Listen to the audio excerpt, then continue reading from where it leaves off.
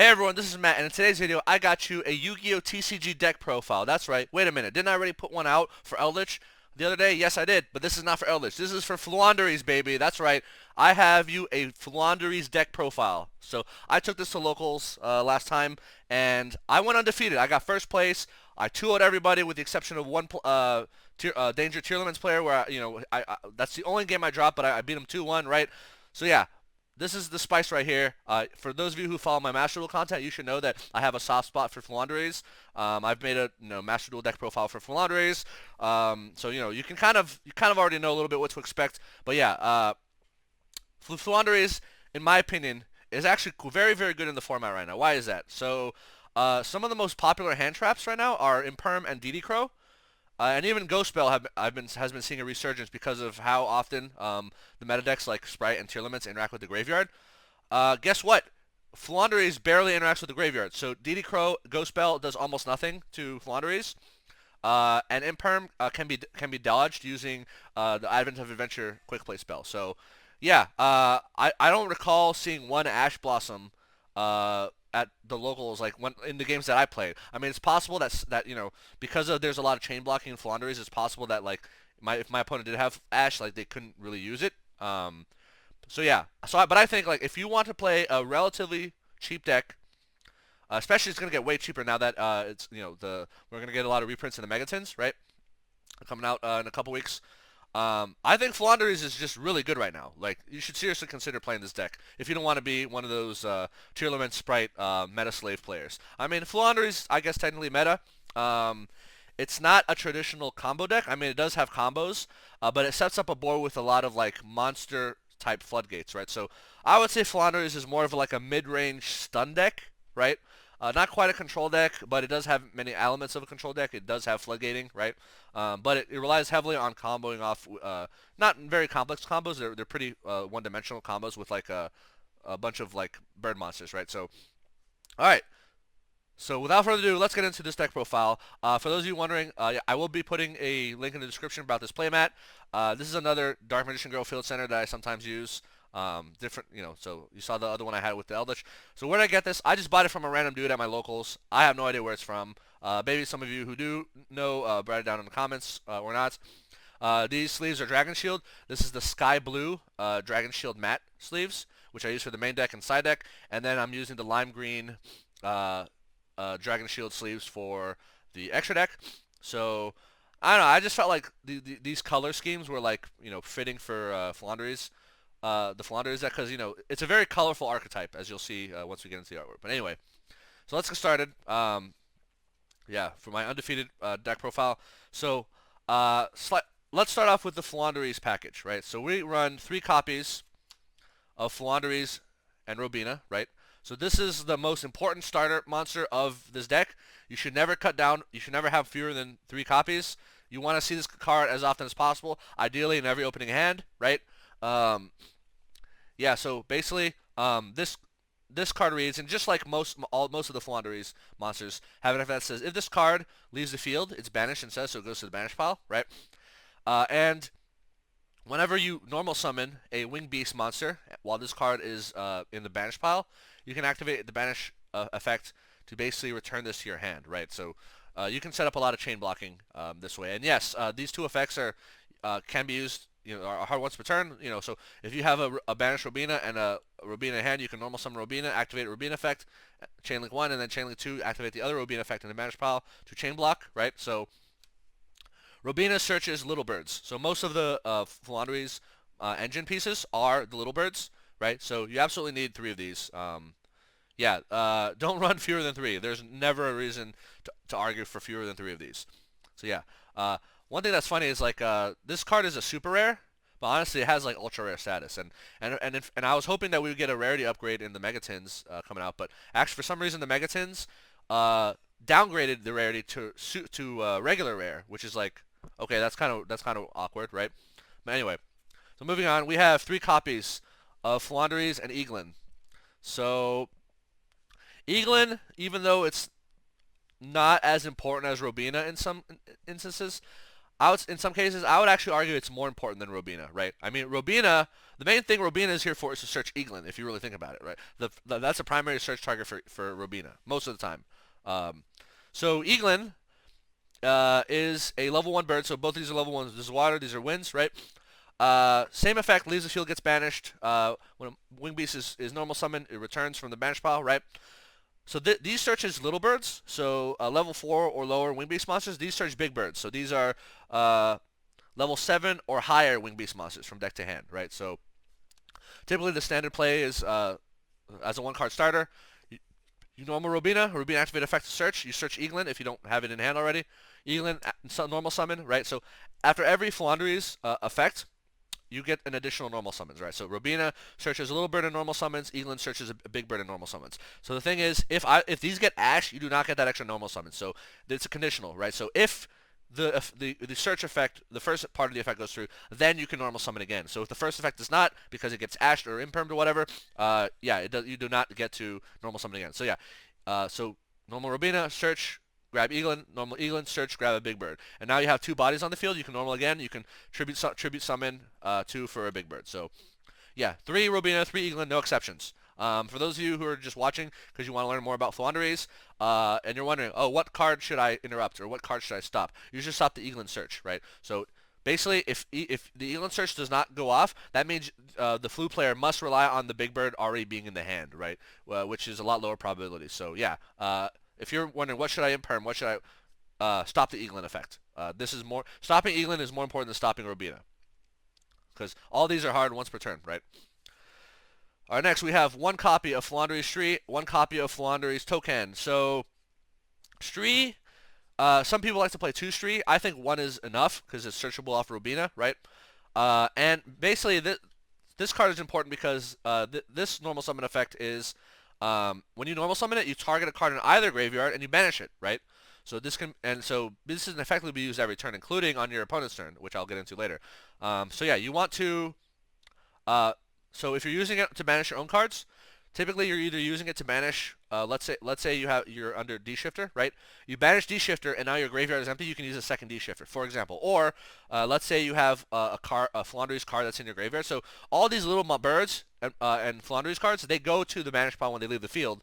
But some of the big birds and the spells, which I'm going to get into, they go to the graveyard after leaving the field, not the banish pile. So if you want to recycle, you first have to move them from the graveyard to the banish pile. And you can use Stree for that. You can always use Stree just to get rid of problematic monsters. So like yesterday at Locals, one of the games against, I think I was against a Punk Tearlaments player, he had Fairy Tale Snow in the graveyard, and I used it to banish that. In another game against, what is it, the Spright, I used this to banish Ronin Toad, right? They need a Ronin Toad to make totally awesome, right? So Stree, very, very good card. I would say like, if Robina highest search priority is Eaglin, right? I would say like Stree and Token. Stree slightly more of a priority than Token, and you'll see why later. So this is a common, and in the Megatins, they're bumping this up to a super rare. So we did get a rarity upgrade for Stree. So I guess it'll match the other ones. And then we have Floowandereeze Token, which is wind. So no, these are the water birds. These are the earth, the wind birds, right? So Token reads when this is normal summoned. Oh, by the way, obviously after banishing, this normal summons again. Token reads after normal summoning, you get to target a card in your banish pile, return it to your hand, right? And if you do, then you normal summon again. So this card is really good because it allows you to recycle some of the Floowandereeze cards that Stree banishes, right? So recall that only these little birds can recur themselves from the banish pile, right? And they go to the banish pile from leaving the field. So let's say you have an M-Pen or like one of the other Floowandereeze cards, leaves the field, goes to the graveyard. Stree banishes from the graveyard. Token returns the banish to your hand. So Token is how you recycle some of those cards. So Token can be very important. Just be aware that for Stree and Token, that if your opponent your opponent can either screw you or you can screw yourself through these effects. So Stree targets a card in either graveyard, right? So let's say you target a card in your opponent's graveyard. Let's say you're in an Eldlich matchup. You target Eldlich in their graveyard to banish. they can chain Elixir to banish itself as cost to set a golden land trap, right? So in that case scenario, because Elixir banished itself rather than it being banished to Street's cost, you will not get to normal summon after this effect. So if the card that you're targeting with Shri gets banished by some other card effect, you do not get to normal summon again. So let's say you try to banish a card in your graveyard, your opponent DD Crows that card, then Shri does not get to normal summon again. So just keep in mind that once you're doing these normal summon chains, that there are ways that this effect can fizzle. Similarly with Token, make sure that whenever you use Token, let's say you use Token to target one of your small birds to return your hand, do not chain that bird, okay? So a mistake I've seen people make on Master Duel, and so let's say you normal summon Token targets Robina, because let's say that's your only target, right? Do not chain Robina. So do not say Robina chainlink 2, because if Robina returns to your hand by its own effect, Token that means the token's effect did not return to hand, which means it fizzles. You do not get another normal summon. So if you have a Robina and you normal summon Token, activate Token to target Robina to return your hand. Do not activate Robina. Do not activate your target, or otherwise you're going to screw yourself. So, all right. So these are the little birds. This ratio is pretty much standard. Some people like to play 2-3, but honestly, I think the deck core is very tight, like the Floowandereeze deck core, and you'll see why.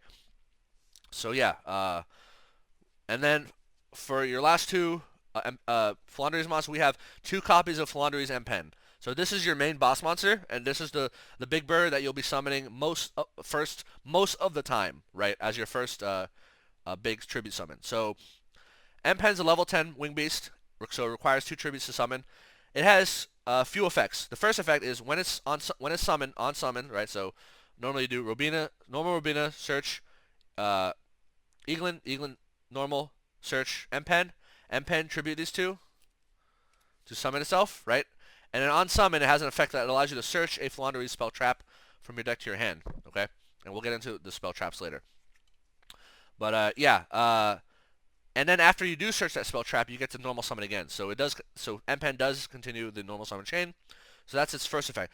Its second effect, during damage calculation in battle phase. So if this is in battle with an opponent's monster, you can banish a card from your hand to cut the attack and defense of the opposing monster in half. And this is once per battle, not once per turn. So M-Pen's search effect is not hard once per turn. If you summon 2 M-Pens in one turn, you can get 2 spell trap searches. So there's a few reasons we run 2. One is because you can theoretically summon both of them in one turn, depending on how good your opening hand is.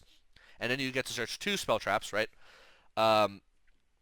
So yeah, not hard once per turn. The battle phase effect is also not hard once per turn. And then the third effect is the floodgate effect, which says that your opponent cannot activate the effects of special summon monsters they control in attack position, right? So that means if your opponent wants to use a monster effect from a special summon monster, they must be in defense position. And since Link monsters can never be in defense position, that means that M-Pen completely shuts down Link monsters. Link monster effects cannot be used, period. So they can't access code you, they can't do anything to you if M-Pen's on the field. And then that also means that if they have a boss monster that they want to use their effect, they have to summon that boss monster in defense position, which, okay, maybe they'll get the effect off, but then they won't be able to attack you this turn. So yeah, keep that in mind. Another reason we run 2 M-Pens is we want to be able to sometimes hard draw this, right? So good players will know that you stop Eaglin from searching, the Floo player might not have M-Pen to summon. However, if you run 2 in your deck, it's more likely that you just draw one of them, and then you summon it anyway, even if like they negate Eaglin, right? Like you might still be able to summon it. So yeah, so very important to run 2. Yeah, some people like to run 1, but I think the standard now is this 2. Like it's just so good at 2. Also, when this monster leaves the field, it does not get banished like the other birds. It goes to the graveyard, right? So the only way to get it back from the graveyard is a combination of Stree plus Token, right? Stree banish it, Token return it, right? However, if you have 2 in your deck, then you can always just use Robina and Eaglin again to search it. So yeah, so if you might not always get Stree and Token right away, or it might take a while for you to get these 2. So yeah, relying on recycling this via those 2 is not as reliable. So just run 2. Trust me, this is the correct ratio. All right, so these are all the Floo monsters, right? Let's get into this Floo spell traps. We have 3 copies of Floowandereeze and the Magnificent Map. Okay, this is the field spell. This is 100% mandatory at 3, no exceptions. So this card is really powerful because it has two effects. One, which is arguably the more important effect, is you can basically start a second normal summon chain on your turn. So basically every turn you get one normal summon. These birds, when you normal summon them, like start a chain where you can normal summon them multiple times, and but it have to be in sequence, right? If that chain gets stopped by like a interruption, then you're done, right? Floowandereeze Magnificent Map can start a new chain of normal summons, so you get a second chain of normal summons, right? Most of the time, if you open this in your opening hand, you want to use its effect as the first chain, right? Just in case they have like a Ghost Ogre or something and they pop it, just so you can be aware, like, oh, you might not have two chains available, right? So the way this works is like, activate it on the field, and then hard once per turn, you can activate its effect. You reveal a Floowandereeze monster in your hand, specifically a level 1 monster. So all these little birds are level 1s, right? So you reveal one of them in your hand. So let's say you open Eaglin and Map, right? So you need two. You need two tributes, two monsters' bodies on the. Let's say you have Map, Eaglin, no other monsters on your hand, right? So to get to a big bird, you need to tribute 2 monsters. So you activate Map, you use Map, you reveal Eaglin, and then you send to the banish pile one of your little birds. Most of the time, you're gonna send Robina, then your normal Eaglin, Chainlink 1, search, Robina Chainlink 2 to recur. So you search, you grab M-Pen, you summon Robina, Robina searches a little bird. At this point, your opponent can ash you, but here's the thing, it doesn't matter if they ash you because you already got the Eaglin search off, and you already have the M-Pen. And remember, this is one normal summon chain, you still have another one. So let's say they ash you here, okay, then you just use your regular normal summon, tribute for M-Pen, and then you're good to go. You have, so Map is very important. Obviously can be interrupted. So in one of the Spright matchups at locals, my opponent stopped this. So this card using Spright Smashers. So when I activated the card, they changed Spright Smashers, took it off the field, and then I lost the normal summon chain. This is hard once per turn. So even if I had another copy of Map, I would not be able to use. I can activate. I put it on the field, but I can't use this effect this turn. So that's the first. And by the way, the Map. When it banishes a card from your deck, it banishes any Floowandereeze card. Not just a little bird, could be a big bird, and it can be another spell trap, which I'll get into some of the combos on that later. So yeah, so that's the first effect. Second effect says, if this is on the field, and your opponent normal summons a monster, you can activate this effect as a trigger effect. So on the summon of your opponent's monster, you can activate this and start, and you can normal summon a Floowandereeze monster on their turn, right?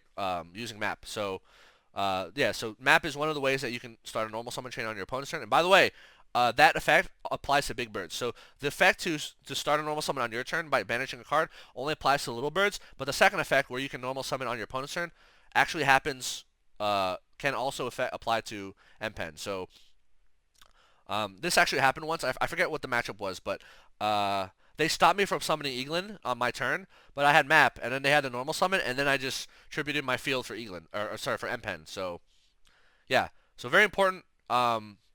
Yeah, sometimes, like, if you know your opponent has to normal summon, either because that's how their deck works, or because you lock them into normal summons, which I'll get into later, then this Map is very important. So yeah, 3 copies of that. We have 3 copies of Advent of Adventure. So this card is a quick play spell. Very important. Oh, by the way, so in the Megatins, Magnificent Map is getting a rarity upgrade. It's going to be a Prismatic Secret, so it's going to look very beautiful. I can't wait to get that. M-Pen is getting a rarity downgrade, so M-Pen will be a super rare in the tins. And folks, Tokan is going to be a freaking ultra rare in the tins. Can you believe that? So it's a common, right? It's arguably the least important of the birds, of like your main little birds, although some will argue it's more important than Sri, but like, this is going to get an ultra rare upgrade in the Megatins. Meanwhile, Robina and Eaglin, the more important little birds, are stuck at super rares. Eaglin and Robina both getting downgraded to rares in the Megatins. Tokan is going to be the only ultra rare little bird that Floowandereeze is going to have. How nuts is that, right? Anyway, okay, so back to this. Floowandereeze Advent of Adventure. This is a quick play spell that says, for cost, banish 1 wing beast monster from your hand or face-up field, and its effect is add 1 Floowandereeze monster or 1 Floowandereeze field spell from your deck to your hand, then gain 500 life points. This is a hard once per turn. So if your hand is a little bricked or like you don't have a good starter, this can get you a starter. So let's say you have no field spell and the only monster you have in your hand is Stree, right? Stree by itself, okay, you might banish a card from the graveyard, but like it doesn't really get you anywhere if you don't have any other monsters, right? So this can literally send Stree to the banish pile to search one of your other starters, like Robina, and then you can go into Robina and Eglin, for example, right? Or you can go into the map, like if you have another bird. So yeah, this is a great consistency spell. It's also important because it can help you dodge imperm, which I did a couple times at local. So this is a quick play spell, right? So let's say you normal Robina activates effect to search, and they imperm your Robina. You can chain this, uh, get Robina off the field. It dodges imperm. Its effect goes through. You get a search off of this, and then you get a search off Robina's, and then you can keep normal summoning. So yeah, this card's amazing. And since this can also search the map, like you have great consistency on the field spell as well. We do not run terraforming in this deck. Some players like a lot of Floo players like terraform because they want their fourth copy of the map. But honestly, with these quick play spells plus the map, you basically have 6 copies of the map here, right? Like I really felt that terraforming was unnecessary, although I wouldn't fault you for playing terraforming. But yeah, you're gonna see later in the deck that I do not have terraforming. I don't have it because I don't feel like I needed it. Like I have enough. I have one field spell I'm searching. I don't have a Mystic Mind, right, or anything like that. So I feel like this is enough consistency for getting into the map. Also, this deck core is very tight, right? So we're currently at 6, 8, 10. We're already at 16 cards, and we haven't even finished the Floo cards, right? So yeah. So those are the spells. And then the last two Floowandereeze spell traps is we have Floowandereeze and Unexplored Winds, the super rare, and then Floowandereeze and Dreaming Town, also super rare. I believe both of these cards got downgraded to commons. These cards have like such beautiful artwork that would look so amazing in like a Prismatic Secret. Like Dreaming Town would look really good in Prismatic Secret. This would look really good with Ultra Rare, or Prismatic Secret. It's just unfortunate, right? That we've gone through Megatons. Who knows when we're gonna get more Floo reprints, but maybe in like Ghost from the Past, who knows? But yeah, the highest rarity we have in this deck is a secret rare M-Pen, which does look nice, but and then like the ultra rare spells over here. So Floowandereeze and Explorer wins. This card is MVP status. Like I feel like if you see this card, you would just win, right? I say, oh, why don't you play 3 copies of this card? Because if you see it by itself or you see too many copies, it's bricky as hell, right? There's a few ways to get to this card. You can search it off of M-Pen, right? M-Pen searches spell trap on normal summon. You can also search it off map, because remember, map's effect banishes a card from your deck. So you can banish this from your deck to the banish pile, and then use Token, if you have Token, to recycle this to your hand, right? So, yeah, this card's really good. It's a continuous spell. It has 2 effects. The first effect, which is a continuous effect, not an activated effect, allows you to tribute, when you're performing tribute summons of your big birds that require 2 tributes, right? This card allows you to tribute one of your monsters and 1 card on your opponent's field. Any card. Spell, trap, or monster. Doesn't matter. So this can, like, I remember I drew this against a Spright player, and I literally tributed, like, on my turn. I went second. It was a Runic Spright matchup, yeah. They had their board set up. I used this twice in one turn to tribute 2 of their cards. I tributed Toad and I tributed something else. But yeah, anyway, like, yeah, this card is amazing. Makes it so that your big birds essentially only require 1 tribute from your side, and this is really good back row clear. Let's say I like to play Eldlich. I would say Eldlich typically beats Floowandereeze unless they have this card. If they have this card on their opening turn, it gets a lot harder for Eldlich to win. Trust me. Like, this is debated. Like, Eldlich, as an Eldlich player, my goal is to make sure they never ever get this card. And if they do, then I get rid of it immediately. Like, don't let them use it to tribute my cards, because this card is like killer, right? Second effect this card has, it's an activated effect, which says that you can reveal Wing Beast monsters, up to 2 of them, in your hand, place them on the bottom of your deck, and draw cards from the top of your deck up to the number that you place on the bottom of your deck. So this can be up to a draw 2, though sometimes you can use it as a draw 1. This is really important because so your little birds and big bird, and your little birds have search effects that give you an additional summon that you can only resolve, and then they summon again, right? Normal summon again, only if you have a valid target. So let's say, for the sake of example, you want to normal summon Eaglin, but like you already have all your big birds in your hand. That means Eaglin cannot activate its effect to search because you have no valid targets in your deck, which means you cannot do another normal summon. So this card is really important because it allows you to basically put birds back into your deck and just draw cards, right? And they go in the bottom of your deck, so you're not going to draw them, right? Uh, which is really important because that in that case, Eaglin effect will be allowed to resolve, but also your hand doesn't get too full. One thing that happens often in Floowandereeze is like because almost every little bird like comes back from the banish pile, right, and you're going to be using it to chain block. Your hand's gonna get really full. You might get more than 6 cards in your hand, and you have to discard down to 6 at the end of your turn. This card can help you put those birds back in your deck and then draw more cards, right? And maybe you'll draw some like back row or like other like support cards. So yeah, one copy of Unexplored wins. Floowandereeze and Dreaming Town. So some players, Floo players, are opting to play 2 of these. I can see the reason why. This card is really, really good. It's similar reason to M-Pen, right? Sometimes you just want to hard draw it. Sometimes it's annoying to recycle, right? Like you need a token and or a street to, or possibly a Ryza in order to recycle this card back, right? So yeah, again, low key, annoying to recycle. So some players are opting to play 2, but also your opponent knows that you have this card, and they're gonna try to get rid of it before their main phase, so that because this card can only activate in the main phase, and most of the time you'll be using this card to normal summon, so you can flip it on their main phase to start a normal summon chain, right? However, a lot of people don't realize or might not consider, this card can also help you normal summon on your turn. So let's say you did not use it on their turn, this can start another normal summon chain on your turn. So it does not have to be their turn. Yeah, I think 1 copy is enough. Again, the deck is very tight. I feel like there's way too many things I want to put in this deck, and the core is already massive. This is 18 cards, and and even though we're done with the Floowandereeze core, there's still some core cards that you absolutely have to run that are going to take up even more space, and we'll get into that. So, second effect this card has is that when it's in the graveyard, so only in the graveyard, if you tribute summon a big bird, so a level 7 or higher monster, while this card is in your graveyard, you can banish this card from your graveyard and flip all special summon monsters on your opponent's side of the field into face down defense position. Oh no, all monsters, not just special summon. All monsters your opponents control go to face down defense position. And if they're a deck that relies on secret summoning or link summoning or XC summoning, that means they won't be able to do any of that. They can still fuse, so Tearlaments, can kind of ignore that sort of. But yeah, this can be very powerful. Just like Book of Mooning your entire opponent's field. Very powerful. Alright, so this is the Floowandereeze core. We have, what is this? 2, 3, 4, 5, 12. 12 plus 6. Yep, 18 core cards in the Floo package. So yeah, this is a 40 card deck, by the way.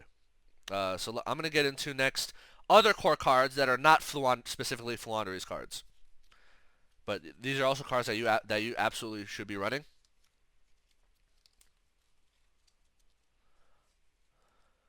So the next cards that are mandatory: 1. Barrier Statue of Stormwinds, 1. Mist Valley Apex Avian, and 1. Rise of the Mega Monarch. These are mandatory one-ofs. Do not play fewer than 1. Some people like to play 2 Barrier Statues. I think that's completely unnecessary. Some people like to play 2 Rises. That's also completely unnecessary. If you're playing Ryza correctly, you should never need more than 1. Because Ryza has an effect that recycles cards, that bounces cards back into the deck, into the hand. And Mist Valley Apex Avian. So, basically, Barrier Statue of Stormwinds is a winged beast monster, level 4, which means Robina can search it. So let's say you already have access to Eaglin, right? So if you open Robina Eaglin in your opening hand, Robina will search Barrier Statue, right? Because you already have Eaglin. Similarly, if you have like the map, right? Or like, let's say Robina map will send Eaglin, Robina will search Barrier Statue. So I would say like a good like opening board is ending your board on M-Pen, a Barrier Statue, and then one of your spell traps, either the map or the Dreaming Town. Ideally Dreaming Town, right? And obviously if you can get access to Unexplored Winds, that's great also. That card is awesome. But yeah, Barrier Statue of Stormwinds is really powerful because it says neither player can special summon monsters except wind monsters. And guess what? The top 2 decks right now, Spright, they use dark monsters, they use fire monsters, they use water monsters. They use light monsters. They do not use wind monsters, right? Um, they Tearlaments. They use dark monsters. They use water monsters. Sometimes they use light monsters. They do not use wind monsters. So if you normal summon this onto your field, you're like let's say you're going first. Your opponent cannot do anything but normal summon. You're essentially locking them into only being able to normal summon, right? So the only option they have is they normal summon a monster, go into battle phase, swing into this because this is just 1,000 attack, right? And then on main phase 2, they build their board using special summons, right? So you can stop that. But basically, if they attempt to do that, you counter their normal summon with a map and then start summoning your own stuff, or you flip this and start summoning your own stuff to basically prevent them from swinging over this. But yeah, a lot of times where like I set up a board that had this card on it, my opponent just scooped, or like they tried to normal summon to swing over it, and I had an answer. So yeah, it's very easy to prevent them from swinging over your barrier statue. Obviously, this is not a Floo card, so you cannot recycle it. Once it's dead, it's dead, with one exception, which I'll get into later. Yeah, so this is I think this is a gold rare from, yeah, Maximum Gold. Mist Valley Apex Avian. So this is the Terminal Ultra Rare, or whatever it's called. It's very, very beautiful. So this monster, level 7 big bird, 2,700 attack. This says, once per chain, when a card or effect is activated, quick effect, target a Mist Valley card and you control, return that target to hand. If you do, negate the activation, and if you do that, destroy it. So this is an Omni Negate.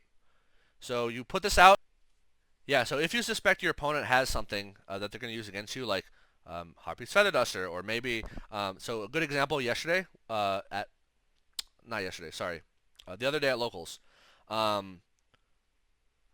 My opponent, one of the matchups was I was against a Runic Spright player, right? I evenly matched his board, and he kept the Runic Field Spell on it, on his board. So when he kept the Runic Field Spell instead of one of his like other Spright cards, I thought, I wanted, because remember the Runic, if you don't know, the Runic Field Spell allows you to quick play spells from your hand, right? And some of the Runic spells are pretty powerful. So because he kept this Field Spell, that really made me suspect that he had Runic cards in his hand. So rather than doing my normal summon chain and going into M-Pen, I actually went into Avian, right? And then I used my second normal summon to just go into Barrier Statue, right? So, yeah, so in that case, I ended up board with like, I had like Map, I had Avian, and I had Stormwinds, right? So then on their turn, they started, I was correct. They did have a Runic spell that they tried to hit me with to try to get rid of this Barrier Statue, and I chained Apex Avian to bounce it to the hand, right? And then I guess they didn't have any more Runic spells, but yeah, I guess the Field Spell also lets them draw a card or something after they. Anyway, so yeah, Apex Avian really powerful. Omni Negate, it's really good to have one available, and it returns to your hand, right? This card, let's read it. Not hard once per turn. Does not say you can only use this effect. It says once per chain. But does not say you can only use the effect of blah blah blah once per turn. No, this is not hard once per turn. So if you can negate something, bounce back to your hand, and if you summon it out again, you can negate again. So not hard once per turn. Really good card. Really powerful. Play this card, please. And then finally, one of the low-key MVP players, or MVP cards of this deck, is Rise of the Mega Monarch. So yeah, this is a Monarch that happens to be a winged beast, so it can be searched off M-Pen, right? Requires 2 tributes to summon. So let's read what this card says. This card says, you can tribute this card by attributing 1 tribute to summoned monster. You never want to do that. If this card is tribute summoned, target 1 card on the field and 1 card in either graveyard. Also, if this card was tribute summoned by attributing a wind monster, you can target an additional card in the field. Place the first target, so the first 2 targets you target, on top of the deck in any order, and then return the extra target to the hand. So this card is so good because it allows you to recycle everything, right? So you know how I said, Barrier Statue, if it gets outed, it's in the graveyard. It's like, it doesn't have, it's not a Floo, so you can't recycle it via Floo. Same with Apex Avian, right? If it gets out, it's in the graveyard. Technically, Ryza can recycle cards from the graveyard. So when you summon it, you can literally target a card in your graveyard, add it, put it on top of your deck, right? And then you'll just draw it on your turn. So, like, especially if you use this on your opponent's turn. And this effect can be chain blocked by the Floo cards that are in the managed pile, so it's really good. I've used this at this tournament to recycle Dreaming Town, right? That was in the graveyard. I've used it to recycle Unexplored Winds. I've used it to, let's see what else I use to recycle. I use it to recycle some other cards, which I'll get to later. But yeah, this card is just low-key amazing. Um, you can essentially lock your opponent, right, out of, I would say if you summon this card on your opponent's turn, so you can target a card to return to the hand. I would argue you should bounce this card back into your hand. The reason for that is what you would like to do is you summon this card. You want to recycle one of your cards back into your deck. So this is the most ideal case. It's not the only case. Recycle one of the cards in your graveyard back on top of your deck. Put one card on your opponent's field on top of their deck, and then put this card back into your hand. So that's an ideal case, right? But sometimes your opponent has a card in the graveyard that you want to put on top of their deck. Why would you want to put cards on top of your opponent's deck? Because if they draw it and it's a brick, it's not going to do anything. So I remember at locals at this tournament, I was against a Spright player, another Spright player, where they had Ronin Toad in their graveyard, and I literally, like, when I summoned Ryza, I targeted Ronin Toad to go on top of their deck, Ryza to return to my Ronin Toad in their graveyard on top of their deck, Ryza back to my hand, and I think one other card to the top of their deck as well. I think it was one of their face down cards. So yeah, it was like, and if you put two cards on top of their deck, you pick the order. So I think what I did was like, because I chain blocked Ryza with a banish card, it was like I put Spright Red on top of their deck and Ronin Toad on top of that. So it was really funny. Like he basically had a hard draw Ronin Toad and like couldn't do anything with it because Ronin Toad is useless in the hand unless you also have a swap frog in the hand. So yeah, this card is freaking amazing. This can also be used to recycle Dimension Shifter. So we do run Dimension Shifter, which you will see very soon. D Shifter set well, I guess I'll get into D Shifter once I show the card. But yeah, play these three. Do not play. I would say you don't need more than one of any of these. Even though I know some Floo players might advocate for it, I don't think you should bother, honestly. All right, let's get into more mandatory cards. We have 3 Pot of Prosperity, 3 Pot of Duality. Some people like to run Extravagance instead of Prosperity or Extravagance along with Prosperity. I don't like that. You'll see there's a good reason why I don't like running Prosperity Extrav, which I'll show later. But the a big reason for me is drawing 2 cards. While it can be nice, it's like I'd rather just dig deep in my deck for one really good card that I absolutely need, right? So yeah, these 2 are not mutually exclusive. You can play both on the same turn. This locks you out of special summon. Guess what, folks? This deck does not special summon, so this condition will never. That doesn't really matter. And this sends cards from your extra deck to your banish, face down banish, which you choose. The extra deck not as important in this deck, but I do use it, which you'll see later. But yeah, these cards are just low key amazing. Do not play fewer than 3 of these. These are consistency boosts, right? Because remember I said that like you need either Robina or a bird plus a map for your full combo. What if you don't see those cards? Then hopefully one of these pot cards will get you into it. So. Yeah, and Prosperity is one of those powerful cards, but because it lets you dig for 6 deep into your deck, your opponent like might want to like negate it. Like I remember I was against a Punk Tearlaments player. He used Barone Negate on my Prosperity, and then I was able to combo off of just like I had map and a little bird, right? So he knew that if he let me dig 6 deep, that I was probably gonna get an out to his board or something, which you'll see later. But yeah, so these cards are really amazing. So Prosperity is getting a rarity boost in Megatins. It's going to be a Prismatic Secret. So I do want to get a playset of Prismatic Secrets. So I got these secrets back in the day when they were like $80 each or something. But yeah, the price of these significantly gone down since the Megatin announcement for the reprint, right? And I'm guessing the price will only go down further. So yeah, it'll make this deck a lot cheaper. Yeah, I'm running the Duelist Saga or whatever, the one with the fancy ultra rare pot, and then 2 rare king pot dualities from King's Court. I have 3 of these rarities, but 2 of them are in my Eldlich deck, and I didn't want to resleeve, so I just put in these like rares, whatever. So these are also mandatory, in my opinion. Another mandatory card, Called by the Grave. This card is just amazing. Stops hand traps, right? I mean, you're not seeing Ashes often, but you do want to stop it sometimes. Stops Veiler, stops Droll, right? Also, this card is just good into Spright and Tearlaments, right? Spright needs to send an Aqua monster to the graveyard for cost, so they'll send Toad, and then you can chain. If they send Toad to negate one of you, you chain Called by the Grave on their Toad, right? And if you don't have a monster on the field, they can't use Spright Elf to revive Toad, right? Like, yet, right? Like, they can use it later once you start putting out monsters, but like, yeah. Call by the Grave can stop Toad. Can also stop tier monsters, right? So tier monsters effects are powerful when they go to graveyard. You can just, boom, Call by the Grave, done, right? So these are, so this is like the deck core, like in the sense of, you know, you don't want to play, you definitely don't want to cut down on these. So we have 18 cards from the Floo package, 3 mandatories, so that's 21. You have 6 pots, that's 27. 1 call by the is 28. So we're at 28 cards, leaving us with exactly 12 cards for side decking slash teching, right? So let's get into those 12 cards. So this is my spicy tech. One of them is not so spicy. The others are. So, my opinion, mandatory 3 copies of Dimension Shifter. So really, we're at 31 cards because if you're a Floo player and you're not playing this, what is wrong with you? This card is so good. The only time I would think that you could side this out is if like you're in a Floo matchup or you're in a matchup where your opponent doesn't care about their graveyard, which is like not that many matchups. Maybe Exo Sister, perhaps. I don't know. I don't know if Exo Sister uses their graveyard. I don't think they do, but yeah. So this card is so good. This card reads, if you have no cards in your graveyard, quick effect, send this card from hand to graveyard until the end of the next turn. Any card sent to graveyard is banished. So this is a lingering floodgate, which banishes all cards that go to graveyard. That includes Xyz materials, literally everything, right? So this card is amazing because it can just end your opponent's turn. Some players like to shotgun this on draw phase. I think it's better to, rather than shotgunning,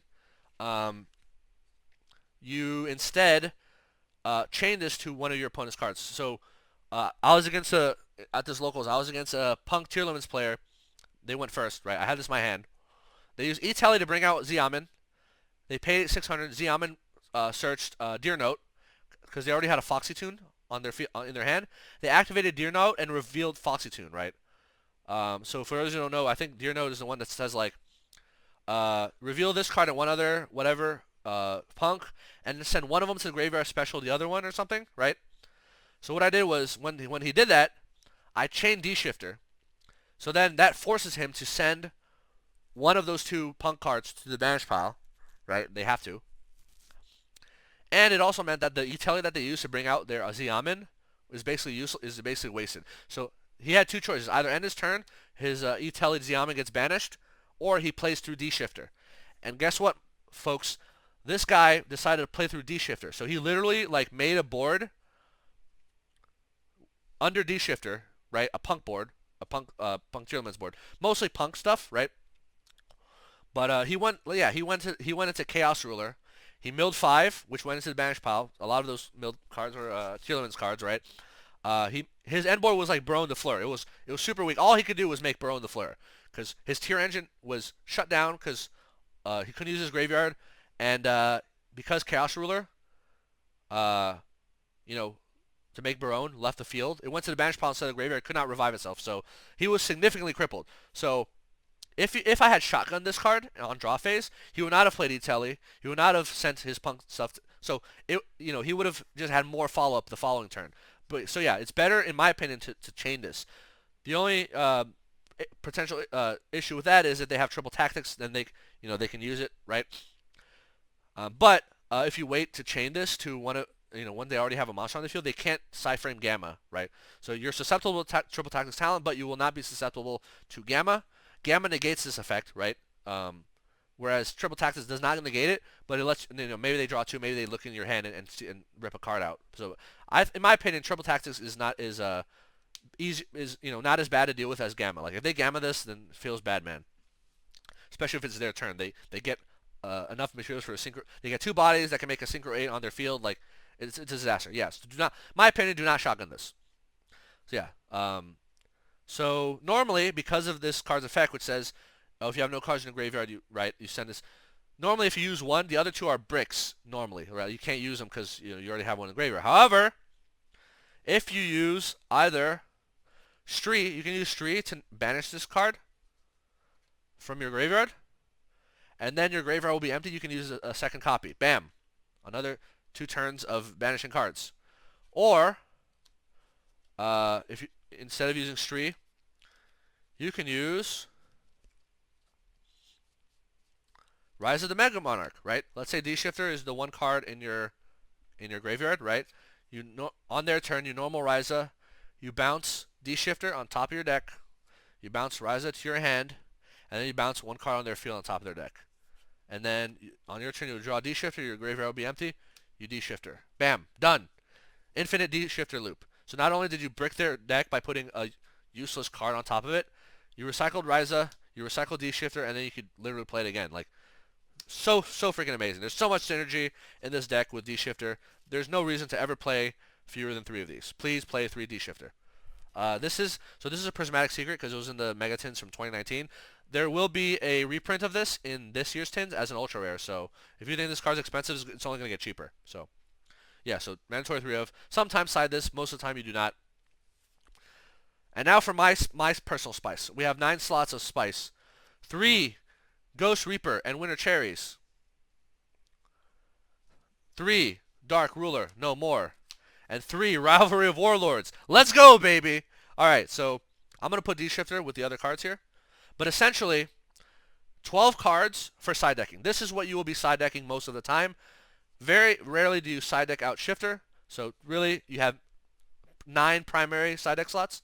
So I'm going to put Shifter here in the deck with the rest of the core. So basically, your Floo core is 31 cards. So very tight deck, right? So yes, we are main decking 3 copies of Ghost Reaper and Winter Cherries. We are main decking Dark Ruler no more, and we are main decking Rivalry of Warlords. All right, so let's go over why you should definitely be. This is the spice to play, right? 3 copies of Ghost Reaper and Winter Cherries. This card is so amazing. MVP card. Almost every time I saw this card at locals, I won the game. It's so good. So let's read what it says. So it says, if your opponent controls more monsters than you, quick effect, discard this card. No, it does not send to the graveyard, which means D-Shifter does not deactivate this card. Discard this card, reveal 1 card in your extra deck. Reveal, right? Then look through your opponent's extra deck and banish all cards in their extra deck with the same name as the revealed card. Hard once per turn. So this, again, we don't really use our extra deck. So I decided, you know what? If I'm not really using my extra deck, I'm going to use it for Winter Cherries targets. Because this card is so good, especially in the current format where we have, it's not exactly tier 0. It's sort of tier 0 format. Where Spright and Tearlaments are everywhere. They're like some very specific extra deck monsters that if you banish all copies of their monster from their extra deck, they're done. They can't make a board, or the board they can make is so fucking weak, like they'll never be able to win the game, right? So yeah, Winter Cherries, really important. This only works if you have more monsters, if they have more monsters than you. If you're going second, they will almost always have more monsters than you. If you're going first and you end on a board with 2 monsters, it's possible that on their turn, if they put out 3 monsters, that you can then activate this. Or if they out your board, then you can activate this. So yeah, really good card. Yeah, we'll get into the spice, the Winter Cherries targets in the extra deck later. But yeah, I would say if I'm side decking and I know my opponent's gonna make me go first. Sorry, if I know that I'm going first, I side these out. If I know that my opponent's gonna make me go second, I'll keep these in unless it's like a certain like rogue matchup where maybe I'd rather have something else. But yeah, this card is amazing. 3 copies of Dark Ruler no more in the main deck. Yeah, the current format. I mean, this is not that spicy in the sense of like a lot of players are doing this, right? This is pretty common. Cause yeah, Spright boards are so freaking difficult to out and so annoying that like a single freaking hand trap isn't gonna do anything. But a single Dark Ruler no more will completely shut them down, right? I've had so many games at locals where I was against a Spright player or Spright or Runic Spright, whatever. I lose the coin toss. I go second. He builds his board, and then I have this in my opening hand, and then bam, I drop it on this motherfucker. His entire board just wiped out in terms of effects. They do nothing, right? This card is so good. I only side this out if I'm going first, obviously, because this does nothing going first. Yeah, so like if you win the coin toss, obviously this doesn't do much going first. But folks, you still have D-Shifter. You still have a Winter Cherries, right? Like you still have really good going first cards in your main deck, right? And then of course, oh, by the way, these are the prismatic secrets from the 2019 19 Megatins. So this year's Megatins will have ultra rare reprints of these. So if you think these are too expensive, even the common Dark Ruler No Mores are are a little pricey. But yeah, there's gonna be a reprint in the Megatins, ultra rares. Get these. Winter Cherries is getting a super rare reprint. So if you don't want to buy the ultra or secret rare, just get the super rares from the Megatins. 3 copies, main deck. 3 copies of Rivalry of Warlords. So let me ask you all something. If you've been paying attention to the competitive Yu-Gi-Oh scene, right? Let's say U.S. Nationals. Let's say the European Championship. Let's say the YCS, whatever. Recent big level tournaments. What's one thing the winning decks all kind of had in common? They all main decked Rivalry of Warlords. Okay, the Sword Soul player, who won, I think he won Nationals, right? Was it? Yeah. Or maybe it was a YCS. Whatever.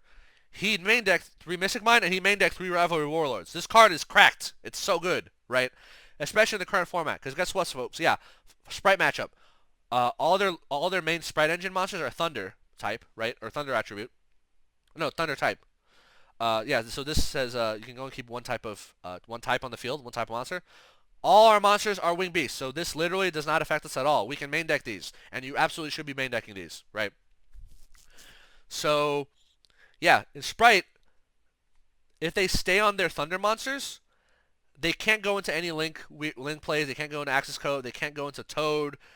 It shuts out like so many options from them. Like if they locked into, and actually one of the Spright players, I played at locals. He actually opened Swap Frog in hand, and his first summon was Swap Frog, and I flipped Rivalry of Warlords on him. So then he's locked into freaking Aquas, right? Or let's say he normal summons Nimble Beaver or Nimble Angler, right, which are like beasts or fish. Flip Rivalry of Warlords on them. They're done. Their turn is completely over, right? You're going second against Spright, like Rivalry. They have their board of Thunder Sprites plus the Toads and Aqua. This forces a negate out of them, right? Even going second, this card is really good against what's it called? Tearlaments. Punk Tearlaments doesn't matter. This hits both all variants of Tearlaments. Trying to think. So at my locals, the most popular form of Tearlaments at my locals was Punk Tearlaments, followed by Danger Tearlaments, followed by Branded Tearlaments, in that order. So in terms of popularity, right? This card hits all of them, right? Guess what? Rhino Heart is a warrior. The other small name Tearlaments monsters are Aquas. Kaleido Heart is a fiend. All the danger monsters are different types. You have a beast. You have a wing beast. You have like Nessie's an Aqua, right? Like they're all different types. Punks, psychics. You have dragons. You have warriors, right? It's like you have machines. This hits like both of the strongest decks so unbelievably hard that I really can't stress you enough that if this doesn't just apply to Floowandereeze. If you are playing any deck right now in this format that is capable of main decking Rivalry of Warlords because they don't use more than one type or whatever, you should be main decking it. Not siding it, you should be main decking 3. It's so freaking powerful. In fact, like I would even say this deck can run 3 Mystic Mines. Why not? We'd go to 43 cards. Maybe we can swap out Winter Cherries for 3 Mystic Mines, right? But I decided, I don't like running Mystic Mine. But not only that, but I have a hunch, like the sensation that in the very near future, when we have a ban list, hopefully this month, I hope, I think that Mystic Mine's gonna get the axe. Maybe I'm wrong, but it's just way too problem. So if you don't like the Winter Cherry Spice, take this out. Put in 3 Mystic Mines, right? Or you don't like Dark Ruler No More for whatever reason. Take it out. Put Mystic Mine. Or if you don't mind going to 43 cards, 3 Mystic Mines. Bam. The deck will still be amazing, right? Mystic Mine, amazing for going second. So, yeah. So there have been a lot of big tournament winners who have been main decking Rivalry Warlords. And I decided, you know what? If I'm going to play Floo, a deck that relies solely on Wing Beast monsters, why the fuck would I not play Rivalry Warlords? I see so many Floo decks out there. They don't even side this card. I'm like, yo, you have a deck of all Wing Beasts. Why would you not play this card? At least in the side deck. So this card is really funny because I remember one of the games. I think I was going first, against a Danger Tearlaments player, right? Uh, they so I did not have map. I only had one normal summon chain. I Robina into Eaglin, right? I summon Robina, grab Eaglin, summon Eaglin. I activate Eaglin. He imperms me, so Eaglin gets negated, and I don't have the quick play, right? So I'm just a sitting duck with two little birds on the field. But guess what? I have a Rivalry in hand. I just set this shit. Just set it. And then on their turn, uh, you flip it. Whatever monster they summon first. They summon Rhino Heart, they're locked into Warriors. Guess what? Kit Kalos is an Aqua. Kaleido Heart is a Fiend. Drago Sepelia is I think it's a plant, or maybe it's a dragon. Whatever. I'm going to say plant. Either way, this rivalry, this card literally kept me alive. Like, sometimes you have those bad hands or where, like, you get interrupted and, like, you can't finish out your normal summon chain. You, like, okay, flip Rivalry Warlords. If I can't play, you can't either, motherfucker, right? Like, this card is so good. Going first or second, I would say most of the time I side this out if I know I'm going second. Because I do have other options in my side deck that are a little better for going second, which I'll get into. Obviously, Dark Ruin no more stays for going second. Winter Cherry stays for going second, right? But yeah, main deck this. By the way, this is the King's Court Collector's Rare Rivalries. Yeah, I got this when I was experimenting with Rivalry in my Eldlich deck. And in fact, for those of you who like watching all my content, I'm contemplating putting main decking 3 Rivalries in Eldlich. I've been main decking Gozens there. I might take out some maybe Utopian Aura to put in Rivalries because Rivalries are really good. Gozen is really good too. I think Gozen is the best floodgate for Eldlich, but I think I might also just put in Rivalry just because it's just like it just hits the 2 strongest decks. So yeah, so this is my main deck, Spice. This is my main deck. Yeah, please you don't like Winter Cherries, fine. You think it's too cheesy, fine. Please main deck these 3. You will not regret it. These cards were MVP cards, like during the tournament. This was also MVP. Like, actually, all 12 of these cards did so much work at this tournament. And again, it's 12 cards, right? And you have a 40 card deck. The probability of seeing at least one of these cards in your opening hand, right, is very high. Oftentimes you would see 2 of these, but if you see one of these cards, you're in great shape. You'll be fine. So yeah, so that's my main deck. Please, yeah, everything you need is here. Like maybe in a future format, where Rivalry isn't relevant anymore, we'll cut it. Dark Ruler might not be relevant, we'll cut it, right? But yeah, you should definitely play these. This is the spice. So that's my main deck. Let's get into the extra deck. All right, the extra deck is a fun toolbox of extra deck monsters that other people are playing, which will base. You know what? I'm gonna put out my Winter Cherries here, just as a reminder for those of you watching, and you're like jumping around the video. Oh, why is my extra deck so weird? Because I'm playing Winter Cherries. All right, fusion monsters. I have 3 of them: Mirror Jade, the Ice Blade Dragon, Guardian Chimera, and Tearlaments Kit Kalos. All right. So why am I playing? Why are these my 3 fusion monsters? So at my local, a lot of the cards in this extra deck is very locals dependent, right? Your format, the format at your locals, or like the decks people have been playing at your locals, might be different than the ones from mine. But I would say of these 3, Kit Kalos is 100% mandatory, 100,000% mandatory that you play this as a Winter Cherries target. I swear, if you hit Kit Kalos, and by the way, I recall at least 2 matches against Tearlaments. One against a Danger Tearlaments, one against a Punk Tearlaments, where I hit their Kit Kalos, and their end board was just like they couldn't build their board. Guys,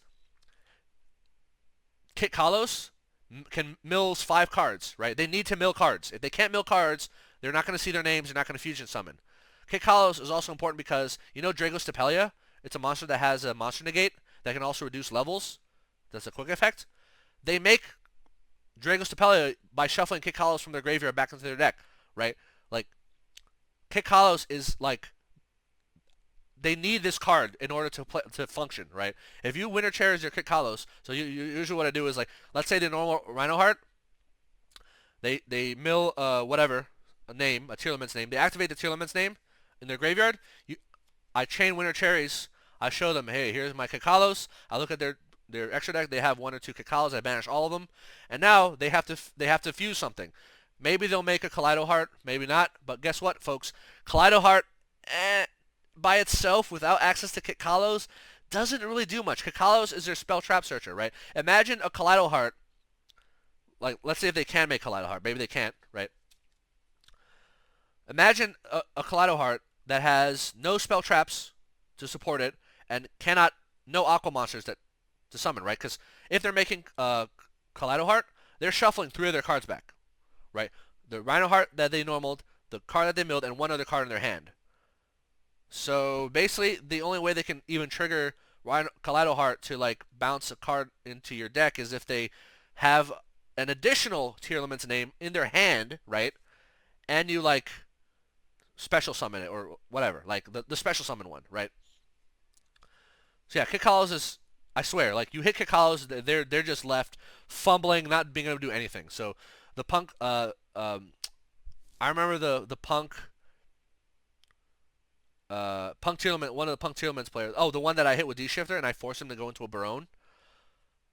On my turn, I top deck Winter Cherries and then I used it because they had a Barone and I had no monsters. And to try to bait my goal was to bait the Barone negate, right? Because their only interruption was a Barone negate. So I send Winter Cherries to try to bait Barone. Or I guess it got banished because I was on the D-Shifter. He did not negate, but then I'm like, all right, you're not gonna negate. I'm gonna show you Kakalos, and you're gonna banish all your Kakalos, and then so your Punk engine is gone. Like you've gone through Chaos Ruler, like you've gone through your Punks, you've made Barone already. Your only other option is going through your tier chain, and if I banish all your Kakalos, you're done, buddy. Like there's nothing. So all I have to do at this point is just out Barone, and the game is over, right? So yeah, I would say if you pick any of these 3 fusions to play, as a Winter Cherries target, pick this one. I swear, you're not gonna regret it. This is so good. Mirror Jade and Guardian Chimera. So what's the logic behind these? So Branded is still very popular on my local. So one of the matchups I played at my local. So 2 matchups. Sorry, I played one Branded Shaddoll, one Branded Despia Shaddoll matchup, which I 2-0'd him, and I played one Branded Tearlaments, right? So obviously in Branded Tearlaments, your main prio is Kakalos, right? Although sometimes you do want to just get rid of this, right? Because this monster basically makes Branded deck good. Without this monster, Branded is like way weaker. Because not only does this have a quick effect banish of a monster that doesn't target, not only does when this leaves the field, it Raigekis your opponent's field, right?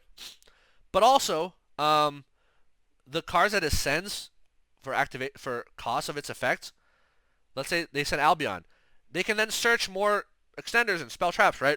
So by taking this out, not only do you take out a powerful boss monster, but you just like stop their ability to really be a threat to you, right? So let's say they open Branded Fusion, they make Lubellion. Lubellion discards a card. You chain Winter Cherries. You show them Mirror Jade. Banish all copies of their Mirror Jade, and now no more Mirror Jade. Well, what about Ad Libitum of Despia? Ad Libitum Despia can revive monsters from the graveyard or banish pile, but if the monster was not properly summoned in the first place, they cannot be revived. So, yeah. So this is really good. I would definitely say against Branded Eldlich. This is a great fucking card against Branded Eldlich, and here's why, right? So how does Branded Eldlich work? So the idea behind Branded Eldlich is they play Branded Fusion. They mill Eldlich and Fallen of Albaz to the graveyard and make Albion. Okay? Albion, on summon, will activate its effect to fuse itself and the Fallen of Albaz in the graveyard, by banishing them to make Mirror Jade, right? And then they have Eldlich in the graveyard, they revive Eldlich. So they end the board with like Eldlich, Mirror Jade, and back row. That's what Branded Eldlich would like to do. Here's what happens if you have Winter Cherries against Branded Eldlich. You're going second. They activate Branded Fusion. They mill Eldlich and they mill Fallen of Albaz. They make Albion.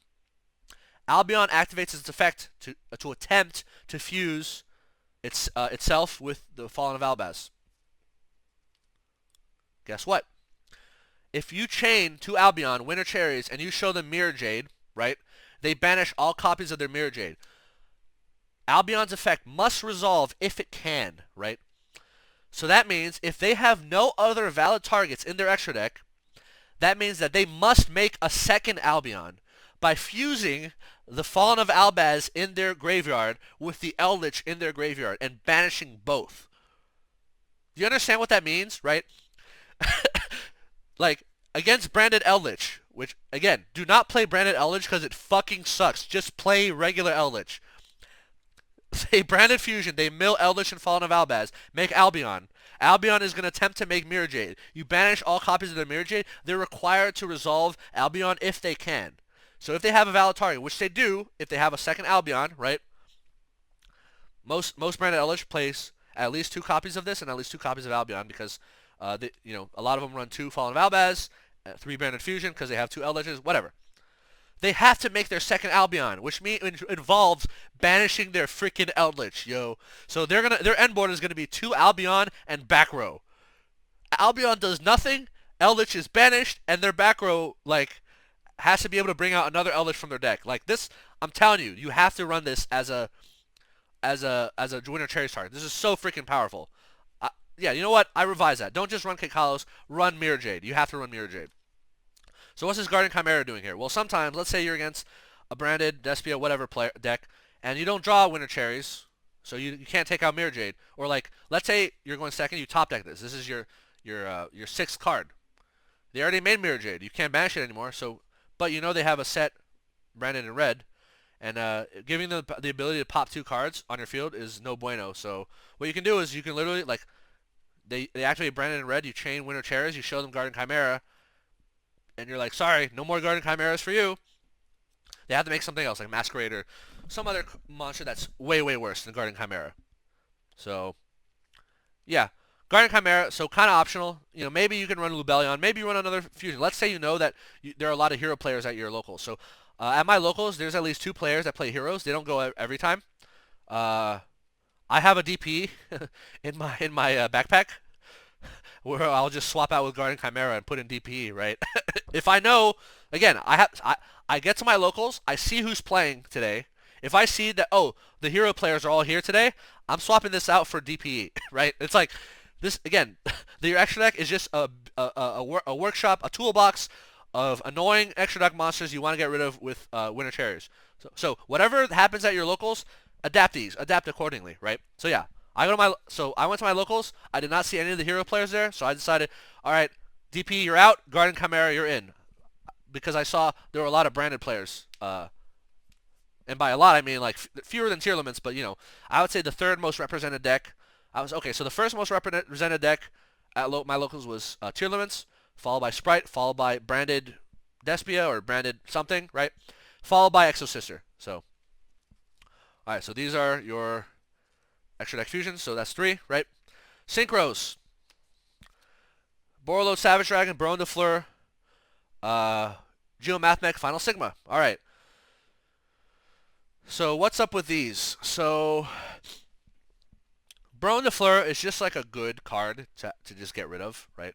A lot of decks, maybe you're against a rogue deck, maybe you're against a speedrun deck, maybe you're against, a punk deck. You're going to see this card a lot. If you don't want to deal with it, Winter Cherries. Banish it. Done. That's 1 Fury negate you have to work with. Maybe they have to go into Savage Dragon instead, but Savage Dragon much worse than Bronze de Fleur. So these are just kind of here.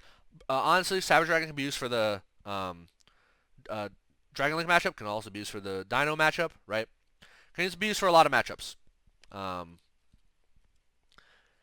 Yeah, I would say the Synchros are the most, the least important of the targets I'm going to be showing you today.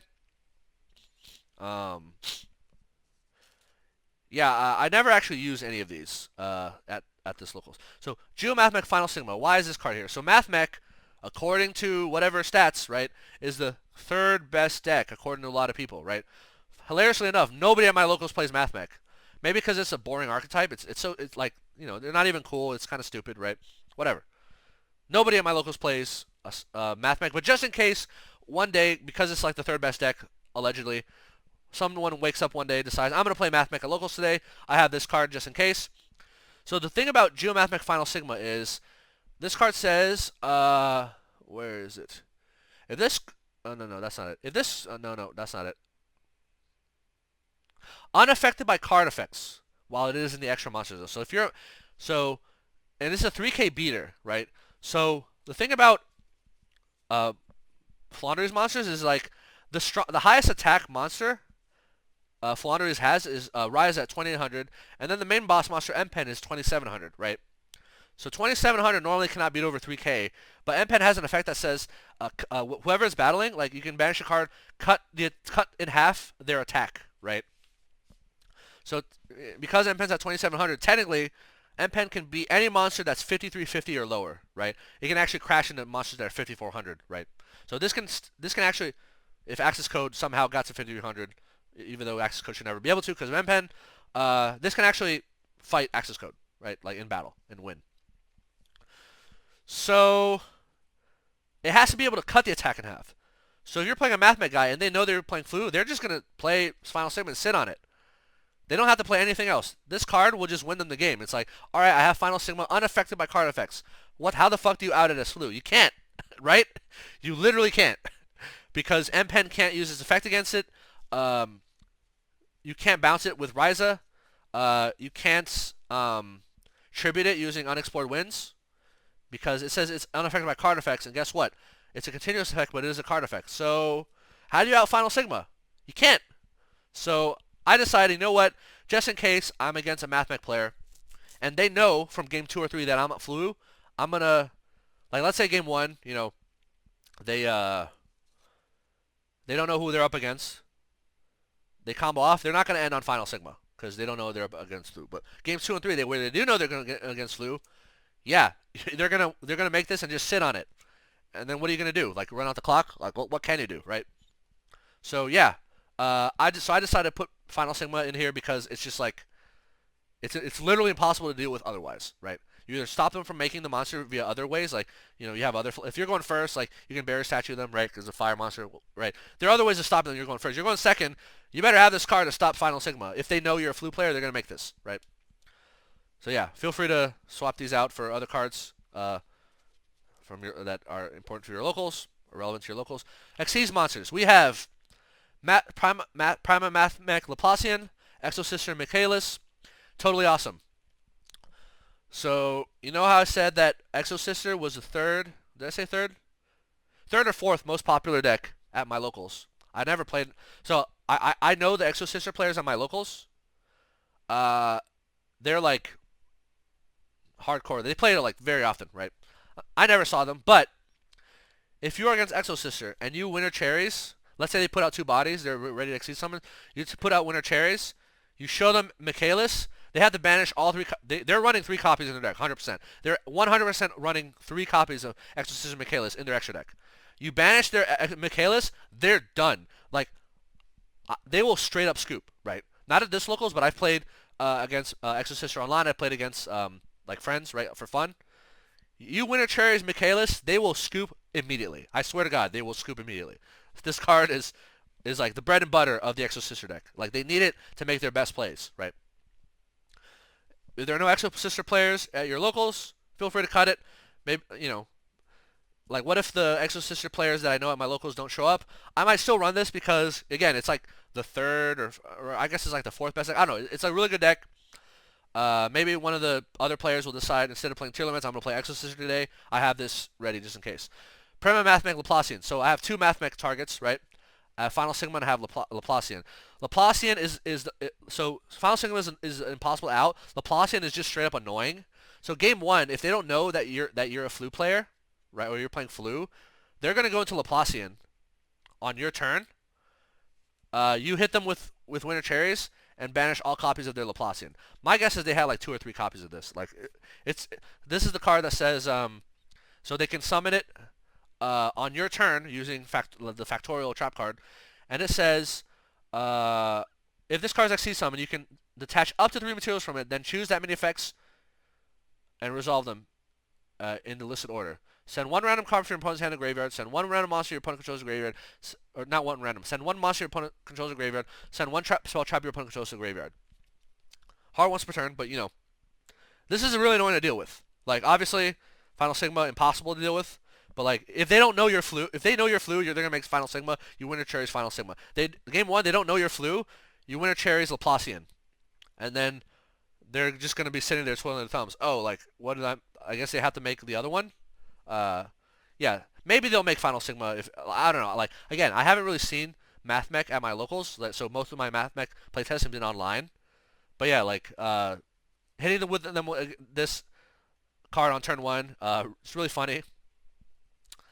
Totally awesome. Why do I have this here? Because it's annoying. You know, you're against a Shark deck, you're against a Marine Cess, you're against even Spright. You can just banish this.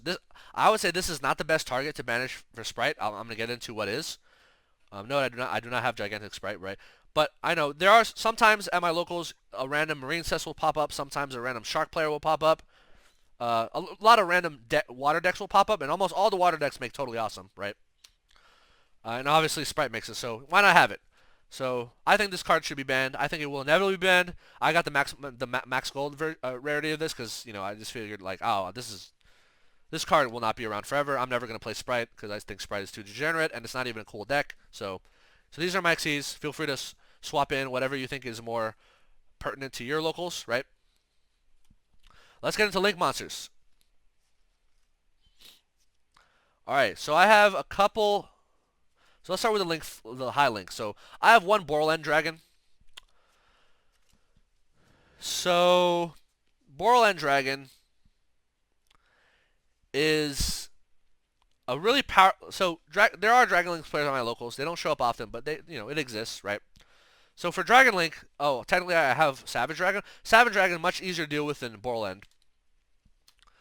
The reason being is because Borland is a yes, it's a link monster technically. M-Pen shuts down link monsters, but this card has a, obviously until you get M-Pen, it has an activated effect that can negate your monster effects, but also it has a continuous effect which says cannot be destroyed by battle or card effects. Also, neither player can target this card with monster effects. So this is a 3500 beater that is pretty much immune. Like M-Pen cannot destroy it. I mean, although it can damage it, right? Ryza cannot target it to bounce. It can be tributed using unexplored winds, but that's pretty much your only out, right? So yeah, sometimes you're against Dragon Link, just Winter Cherries, get rid of this. Like, if you think like most Dragon Link players like to end their board on this. It's kind of like Final Sigma, where it's like a boss monster that's just really, really hard to out, right? Although I guess if you have M-Pen on the field, this card will never be able to swing into M-Pen, and it will never be able to negate M-Pen. So I don't know. Maybe you cut this. Maybe it's not worth running. But again, I actually this never came up. There were no Dragon Links player at my locals this last time I went, so not that relevant. Next link, I'm running Evil Twins Trouble Sunny. Okay, for those of you seeing this video, I do not mean to run this card. This card should instead be Evil Twin Kiss-A-Kill. Kiss-A-Kill, I think, is the blue one that when it revives, it pops a card. That's the one you want to have, not Trouble Sunny. The problem is that the Link 2 Evil Twin monsters are really expensive, and I have a hunch, like this hunch deep down in my stomach, that they are soon going to get reprinted. Because I think they're soon going to be reprinted, I'm not going to drop $30, $35, $40 on a Link 2 Evil Twin monster. When this card is pretty good, it can out M-Pen, right? I mean, technically M-Pen shuts down the Link 2 monsters, but if they do their Link 2 plays before your M-Pen comes out, that can be problematic, right? But yeah, so until I get a copy of Evil Twins Kiss-A-Kill, I'm gonna be running this one. It has a graveyard effect which can banish. It can send your M-Pen to the graveyard. It can out Bearer Statue, right? It's just a pretty good card. Yeah, I do know there are sometimes people on my locals show up playing Evil Twins. I have not seen any Spright Evil Twins, although theoretically there might be Spright Evil Twin decks out there, right? It's a good deck.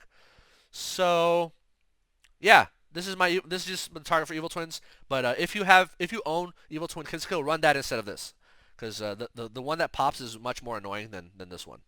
Plus, it's really hard for them to even make this if they don't have access to Kiss-A-Kill. So yeah, so that's my Evil Twin. Link 2s. These are the most important cards, and probably the ones that you should not be cutting. Spright Elf is the most powerful one. So if you banish a Spright player's Spright Elf, They cannot make Toad unless they hard open a copy of Swap Frog in their opening hand, right? So usually Gigantic Spright can bring out Swap Frog, and then they link into Spright Elf. Spright Elf revives Swap Frog, and then right. So if they don't have this, they cannot revive Swap Frog. So the only way they can get 2 Aquas on the field is with a Swap Frog they already have, and the Ronin Toad in the graveyard. But for them to use their Ronin Toad, they need to banish another frog in their graveyard. So if they're at Swap Frog and they just milled Ronin Toad, they have 2 frogs, one on the field, one in the graveyard. They need a 3rd frog to get the Ronin Toad onto the field. The only way they get that 3rd frog is if they hard drew it. So because without Spright Elf, they're not getting that 3rd frog. So yeah, if not only is Spright Elf just amazing at like just stopping Toad from being created, but let's say they do hard open Swap Frog, right? And they do bring out Toad.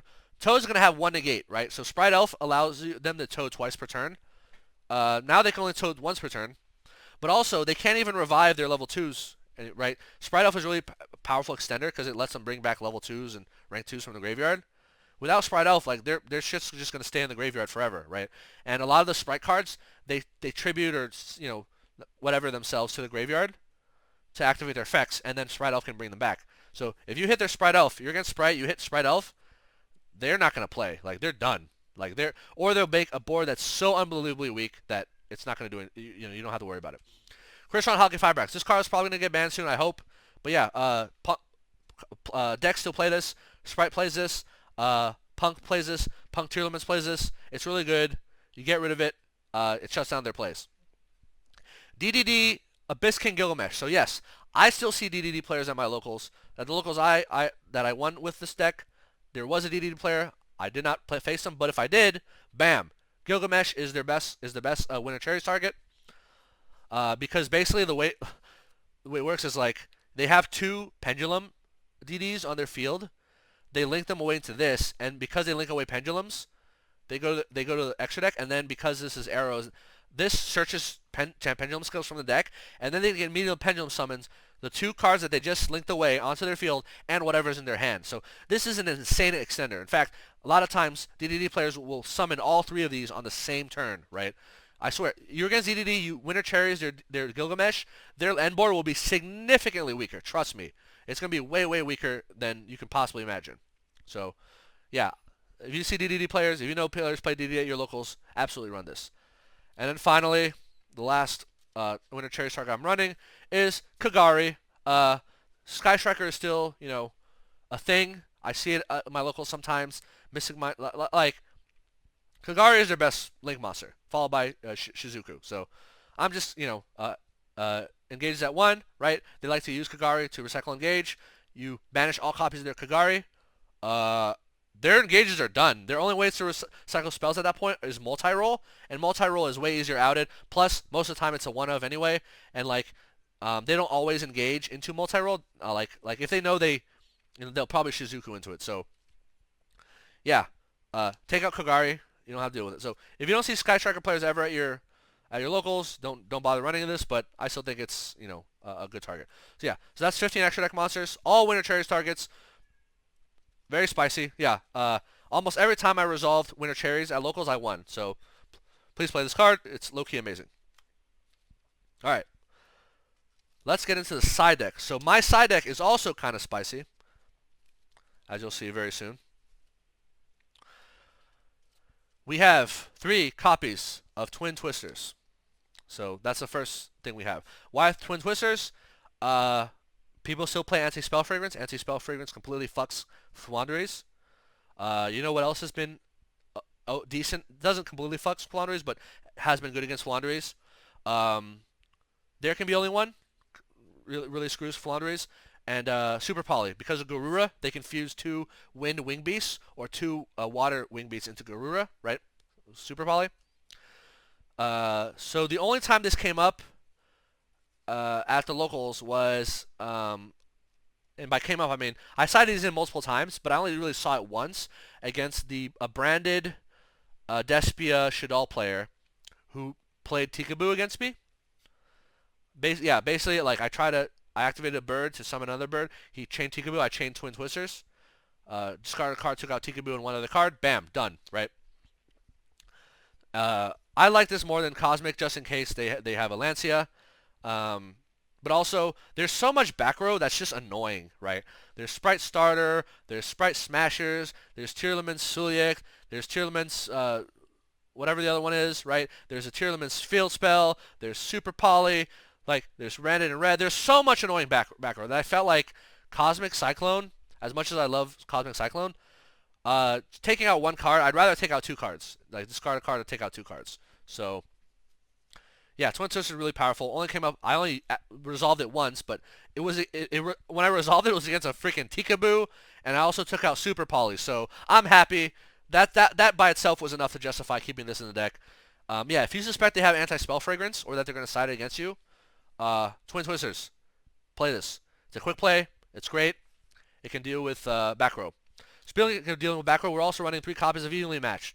So obviously, Evenly Matched deals with front row, not just back row. But if they have anti-spell fragrance, you can still evenly matched, and then force them to decide: do they want to keep their monsters, or do they want to keep anti-spell fragrance? Right. This card was also an MVP status card. If you draw this with Dark Rule No More, you going second, you would just win. Like that's just the way it is, right? There was a very funny interaction. I was against a runic Spright player.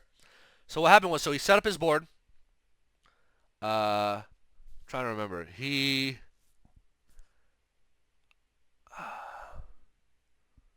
I D-shifted him, right? Under D-shifter, Spright can set up a board, but it's a lot weaker. They basically, under D-shifter, Spright board is Carrot, Red, and Smashers, and maybe a starter, right? Or Red / Carrot plus starter and then Smashers. So his board was Red, Smashers, starter, right? I top deck Dark Rule No More, so I do open Dark Rule No More. I'm opening hand, right? I use Prosperity. Prosperity reveals Evenly Matched, and I add Evenly Matched to my hand. As soon as I say attempt to end main phase, he Spright Starters, brings out Carrot. And then I'm like, oh, still main phase? Play Dark Ruler, negate his board, battle phase, Evenly Matched. Bam, done. Yeah, Dark Ruler plus Evenly Matched is GG. And because we're running cards like Prosperity and Duality, it's not unheard of that we see 2 of these, right? We can hard draw one and then grab the other one through a pot. So, yeah, let's say you're against Eldlich or Brand Eldlich. This is like just back row removal, right? You always side these in against Eldlich or Branded Eldlich. Yeah, Evenly Matched goes in, going second almost every game, I want to say. I cannot think of one game where I knew I was going second and I did not side in Evenly Matched. So this is like mandatory side in. And I think, oh, what do you take out for Evenly Matched? Go ahead and take out Rivalries, right? So yeah, so this is back row and just board blowout cards. So I think these are pretty mandatory. I don't bother with Harpy's Feather Duster or like Lightning Storms. Reason because they're not quick play. So if they're not anti-spell, you can't do anything about it. And also against Eldlich, if they're playing Eldlich correctly and running Lord of the Heavenly Prison, Lightning Storm Harpies does nothing. So but Evenly Matched does. So yeah, this is all the back row clear you need, and you have front row clear. Next, we have 3 copies of Harpy's Feather Storm. This is a pretty no-brainer. Like most Floo players side this in. You go first. Many times you'll side this in. For those of you who don't know, this card reads: if you control a Wind Wing Beast type monster until the end of this turn, negate any monster effects your opponent activates. And there's some other stuff about Harpies, but we don't play other Harpies cards. So, yeah. Let's say this is just a turn skipper, right? They cannot activate monster effects, or they can, but all monster effects, hand effects, graveyard effects, banish effects, it'll all get negated, right? Usually, I like to chain this to a monster effect. Like, don't shotgun this. Same logic as D-Shifter, right? Don't shotgun D-Shifter. Don't shotgun this. Only use this when you really need to. Like, like, again, this is just the control player mindset. Like, you learn this when playing control decks. I do this with Eldlich. Not shotgunning cards. Hold them back until the very last moment. Make them commit resources and get to a point where they might be a threat to you, and then hit them with the Feather Storm, right? Because at that point, they've committed all these resources into whatever board they're trying to build, and then you just say, sorry, you're done. Like, your turn is over. like this card just says your turn is over, right? Again, you have to have a win beast. So if you have Robina, it won't do anything. Like let's say you Robina, they imperm you, you have nothing else. You set this, it does nothing. You need a win beast. So Bear Statue, M-Pen, you have a number of win beasts in your deck. So yeah. So this is, you side this in sometimes going first. And now for the last 6 cards of the side deck, you're gonna love this. 3 copies of D-Barrier. Really should be a surprise to no one. This card is like amazing. 3 copies of a Pointer of the Red Lotus. Alright, so what's up with this? So D-Barrier, pretty self-explanatory. It hits like every deck. You're against Tearlaments. You call fusions. You do this when they use activated graveyard effect. So wait till they mill and activate a graveyard effect, then flip D-Barrier. So I use this. So usually side isn't going first. I never sided in going second, but theoretically you can, right? I only saw and resolve this once, and it was against a tier player, and it won me the game. So, yeah, really good. I would argue D-Barrier better than Featherstorm because D-Barrier does not require you to have a win beast. You can have an empty board, you can use this, it's good, right? Granted, they can still use monster effects, right? They're not locked out of monster effects, but they're locked out of a very specific summoning type against, you know, Spright, maybe it's Xyz, against Floo, or not Floo, Tearlaments, it's fusions, against Branded is fusion, against Exo Sister, it's Xyz, right? Just against pure Punk or pure Sword Soul, right? Like, Synchros. You just completely, it's another turn skip, right? That does not require you to have a win beast. You can run all 6 of these, and guess what? You have 6 turn skip cards, right? Going first. It's insane. So yeah, D-Barrier, run it. I'm using the commons because from the Albaz structure deck because the ultra rares are in my Eldlich deck and I don't want to resleeve. So yeah, these are commons, like whatever. A Pointer of the Red Lotus. This is a spice. A lot of players are running.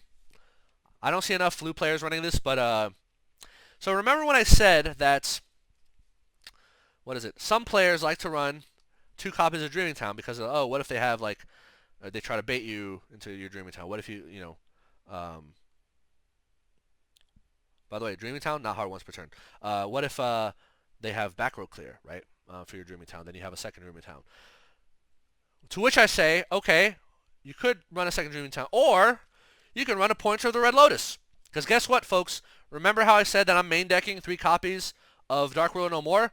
So are my opponents. A lot of players are main decking 3 copies of Dark Ruler No More. And you know what Floowandereeze absolutely hates going against? Dark Ruler No More, right? You have M-Pen and Barrier Statue, they Dark Ruler you, they can now combo off. I mean, you might still have follow-up with Dreaming Town, but like, expect them to also be main decking Dark Ruler No More. Yeah, so the way this card works is, let's read it together, for those of you who are not familiar. Pay 2,000 life points and reveal your entire hand, which, what, irrelevant. Look at your opponent's hand and banish 1 card from the hand until your opponent's next end phase.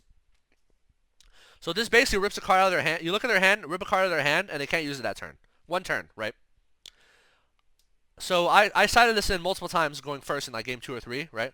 Actually, because I 2-0'd so much, I'm trying to remember. Oh, the only time I sided in was that one time I went 2-1 against a Danger Tearlaments player, where I actually lost the game and was forced and I was able to choose to go first. But the one time I sided in, I immediately used it. So I set up my board, M-Pen, Barrier Statue, I think I had Dreaming Town, right? I set a Pointer of the Red Lotus. Alright, they draw. They're 6 card. On draw phase, nothing on draw phase, I activate. A Pointer of Red Lotus, I pay 2,000, I show them my card. I have 1 card in my hand, it's a bird. I think it's Eaglin, right? They show me their hand. This is a Danger Tearlaments player. They have 4 Tearlaments names. They have Dynamiscus, Paleozoic Dynamiscus, and they have Dark Ruler No More. Now, not only do I get to remove Dark Ruler No More and banish it, so they cannot use it, but I now know what their hand has. They have 4. So they didn't have 4 unique Tearlaments names. They had 4 Tearlaments monsters. I don't remember if their names were unique. I don't think they were, but. And then their last card was Dynamiscus, Paleozoic Dynamiscus, which for those who know, it's a trap card that can banish a card and discards, right? A lot of Tearlaments players likes to run Dynamiscus. But I knew his hand, right? So, because I knew that, I knew exactly the best time to activate my Dreaming Town, right? So he set a monster defense, he set Dynamiscus. End of main phase, activate Dreaming Town, bring out Ryza, bounce. It's like it's bounce Dynamiscus on top of his deck, rise it back to the hand, again, and guess what, guys, or guys and gals, folks. So you use a pointer Red Lotus on your draw phase, it goes into your graveyard, right? So when I summon my Ryza on their turn, so I summon Ryza, I target Ryza to bounce itself to his hand. I target their Dynamiscus to go to the top of their deck. I target a pointer of the Red Lotus in my graveyard to go on top of my deck. So even though this lasts for one turn, Rise of the Mega Monarch can literally recycle this. And I literally did that. Like, because I didn't have D-Shirt. I had nothing else to recycle. I'm like, alright, I'm going to put a pointer of the Red Lotus back on top of my deck. Rise will go back to my hand. I put Dynamiscus on top of their deck. So they're going to get their Dark Ruler no more back on the end phase. They have, you know, a bunch of Tearlaments names that they can't use because Barrier Statue and M-Pen, right, exist. And I have Rise. I could just bounce them back. Like it was completely game. There was nothing they could do, right? So I mean, it turned out like my next turn I actually OTK'd them because I did double M-Pen Ryza is enough to OTK, right? So I didn't even need a pointer. But just in case they stop my OTK, I set a pointer. They draw Dynamiscus, draw phase. I pointer. I take out Dark Ruler no more. Done. Like this card is so freaking good. Especially when you know people are playing Dark Ruler no more, main deck and decks. Especially when you know that people are going to side in cards like Evenly Match and like whatever for against Floo, right? Like, hand knowledge is so important, and the ability to rip a specific card out of their hand, like a power card. So he would basically have to open 2 Dark Ruler no mores, which is really, really hard, right? In order to do anything. Let's say I revealed that he had let's say I saw a Dark Ruler and Evenly Match in their hand. I take out Dark Ruler, and then I know he has Evenly Match, so if he attempts to enter battle phase, I use Dreaming Town and I make Apex Avion. Apex Avion will negate Evenly Match. So, again, the hand knowledge is so important. Trust me, you want to side these in for going first, right? What do you take out? If you're going first, you can take out Winter Cherries. You can take out Dark Ruler no more, right? So one thing you can do is like take these 3 out, put in 3 pointers, 3 D barriers, or 3 pointers, 3 Harpy's Featherstorm. What I did was I took out 1 Rivalry and put in 1 Featherstorm. So what I did was like I took out 1 Rivalry, these 3 for going first, the game 2 or 3, 3 pointer, 3 D barrier, 1 Featherstorm. Like that's how I sided in, right? And I only did that because I knew like the deck I was playing against would be like completely crippled by D barrier, right? So yeah, really good cards, and because you run cards like Pot of Prosperity, Pot of Duality, you're likely going to see these cards that you side deck in, right? The pots add such a level of consistency that you know you almost always reliably see your side deck cards. So, all right, that's my side deck. 15 cards.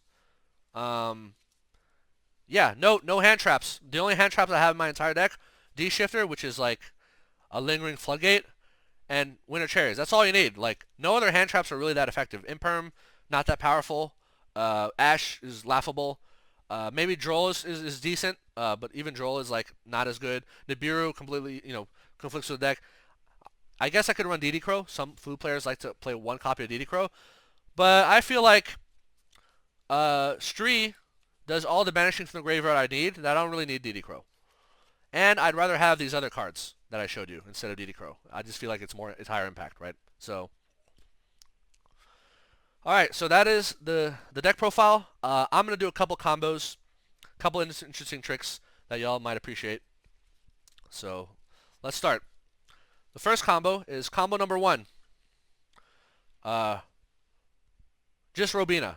What doesn't matter what your let's say all other 4 cards are bricks. Main phase, normal summon Robina, activate Robina effect. Search Eaglin to your hand. Normal summon Eaglin, activate Eaglin effect. Search M-Pen to your hand. Tribute Robina and Eaglin for M-Pen. M-Pen Chainlink 1, Eaglin Chainlink 2. Very important that you Chainlink 2 on Eaglin. Why? Because obviously you're chain blocking M-Pen. You're going to leave Robina on in the banish pile so that you can chain block in the future, so on your opponent's turn. So this returns to your hand. And when you normal summon your opponent's turn, you're gonna normal Eaglin 1, Robina 2, right? It's more important to protect Eaglin's effect than it is to protect Robina's effect. So anyway, M-Pen is going to grab you most of the time, Dreaming Town, okay? And then you set Dreaming Town on their turn. At some point on their turn, main phase, you activate Dreaming Town. Normal Eaglin 1, Robina 2. Robina returns to your hand. Summon Robina. You can do Robina 1. Well, I guess you have no other banished, right? By the way, after the first chain, this goes to the graveyard, right? What does Eaglin search? So Eaglin can search one of several things. Can search any of the big birds. Most of the time, you want to search Ryza, because Ryza allows you to bounce cards, right? Most of the time, you're going to be searching Ryza, but if you suspect that they're going to play a card that you need to negate, you get Avian. Or you can do something hilarious and grab M-Pen. Why is that hilarious? Because let's say they already use their normal summon, and their normal summon is a weak monster, like Nimble Beaver. A weak monster that cannot attack over barrier statue. Let's say it's a monster that cannot attack over barrier statue. And what then you can do is Eaglin will search your second M-Pen, right? Robina will search barrier statue, and then you tribute these for M-Pen. You search a spell trap, and then you summon barrier statue. So yeah, it's kind of, that's just one route you can take. Or what you can do is Eaglin will search Ryza, and Robina will search Stree. After Robina, Stree summons. Stree targets a card in their graveyard that they need, an important card. You banish that card. Maybe it's Fairy Tale Snow. Maybe it's something else, right? Galaxy Cyclone, whatever. You banish an important card that's out of their graveyard. And then you summon Ryza. When you summon Ryza, you make sure you tribute Eaglin, so you get the hand spin. I like to tribute Stree. Ryza, Chainlink 1, target 3 cards, right? Maybe itself, maybe this, right? Find good targets. So normally you can banish this card from your graveyard after summoning Ryza to Book of Moon all their monsters. But if you don't do that, you can use Ryza to target this to go back on top of your deck. Target Ryza to go on to the hand, and then target one of their cards to bounce on top of their deck, right? So that's an example of something you could do. So you kind of have to feel what their board is and what they're trying to do to decide what you bounce with Ryza. But yeah, Ryza is very powerful. So I'm just giving you some options here, right? So that's an example of a one-card Robina combo. Let's talk 2-card combos, shall we? So let's say the 2-card combo involves any little bird with the map, right? I'm going to use Eaglin as an example because Eaglin is the best little bird to have with the map, which you'll see why in a bit. Okay, so there's the map. I'll keep these out for now. So let's say you open these two in your hand, right? But this could be a Stree, this could be a Token. Ideally, you want it to be. It could also be a Robina. Ideally, you want it to be Eaglin, right? So what you can do is activate map, use map effect, reveal Eaglin, send Robina. Eaglin 1, Robina 2, so that your search for the big bird will be protected. This is why you prefer to use Eaglin with the map, because you want Eaglin to be chain blocked by whatever you send, right? So Eaglin 1, Robina 2. Robina comes back. Eaglin searches the M-Pen. Normal Robina. Robina activates effect, searches barrier statue.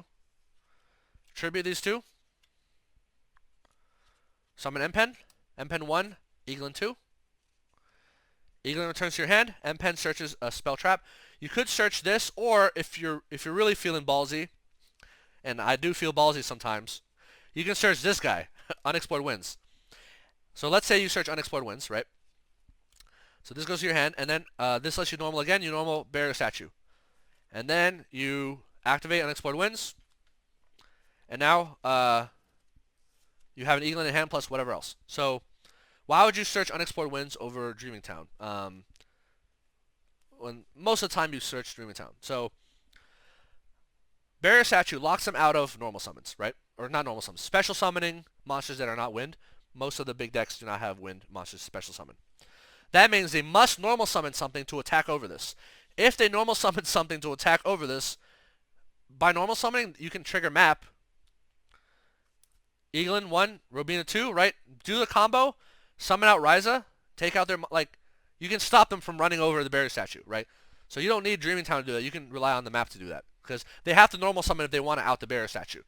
So, yeah, so sometimes, you if you already have the map, just go for the unexplored winds instead of this. I did that, like, once or twice in at this tournament, and it paid off beautifully. It paid off so beautifully, right? So yeah, sometimes you want to search that. Here's another one caveat about this. So remember how we started with map, right? Map sends Robina, summons itself, Eaglin 1, Robina 2. If they have Ash, they can't do anything about this. If they have Imperm, obviously, you will not search a big bird, but you still get to recycle Robina. You can still make plays, a second normal summon chain, right? If you have M-Pen in hand, you can Robina and then summon M-Pen, right? So let's say bring that they don't Imperm you or they don't Ash you or they can't Ash you. Normal summon Robina, activate Robina to search. They Ash you. Guess what? You still have M-Pen, so you won't get your barrier statue. Your map normal summon chain will be over, but you can still on your regular normal summon you can still make M-Pen, search the Dreaming Town, and still make plays on their turn. So, yeah, this deck is pretty resilient. The map makes you super resilient against Imperms and Ashes. They basically have to have two hand traps. If you have map, they need two hand traps to stop you, and even sometimes like because of chain blocking, they might not be able to stop you with two, right? So, yeah, another cool trick that you can do with map is map sends any Floo card, not just a little bird or a big bird, which means if you want, let's say your opening hand, and this would be a pretty godlike opening hand. Let's say your opening hand contains Eaglin Token,